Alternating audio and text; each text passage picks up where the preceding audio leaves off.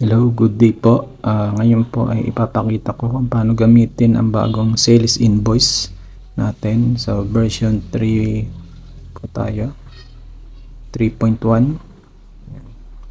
Dapat po may laman na yung Shopee data, yung TikTok data, yung Lazada data para po magamit natin yung invoice generator. Yan. Tapos lagyan na rin po natin ng invoice ID, invoice number. Yan, kagaya po nito, lagyan ko siya ng invoice number sa Shopee. So drag lang po natin yan, double click lang dyan sa blue dot. Okay na yan. Yan po ay punta na tayo sa invoice generator.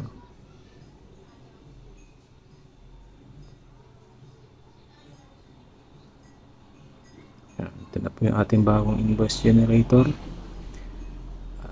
Ito po, pili tayo ng date.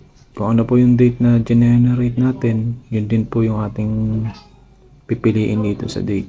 So meron po tayong mga platform dyan, mamimili tayo. Shopee po. Tapos anong type ng invoice? Various, magkakasama po, below 500. Ito po yun, lumabas na po.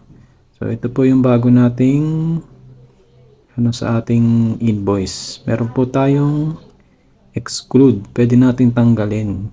Example, meron na lang hingi ng invoice na various, so pwede natin siyang itanggal para hindi na ulit natin siya ma-record.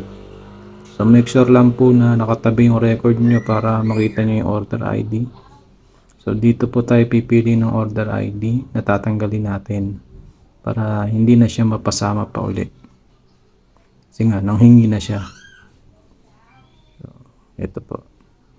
Yan, tanggalin natin. Yan. Tanggal na po siya, hindi na siya kasama.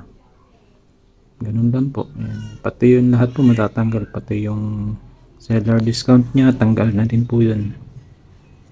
Ganun lang po yung paggamit ng bagong features. Yan. Kahit po.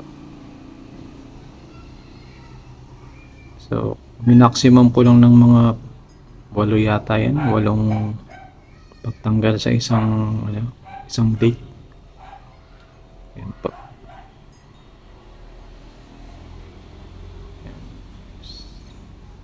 Ito naman sa solo invoice, ito yung mga more than 500. So kailangan natin i-separate talaga yan kasi mandated po yan ng BIR.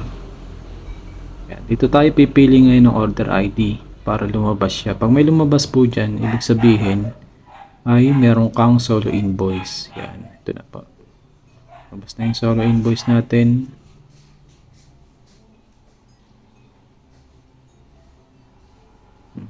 Piliin lang po natin yung order ID para lumabas siya. Ganun lang po ang paggamit ng bagong invoice natin.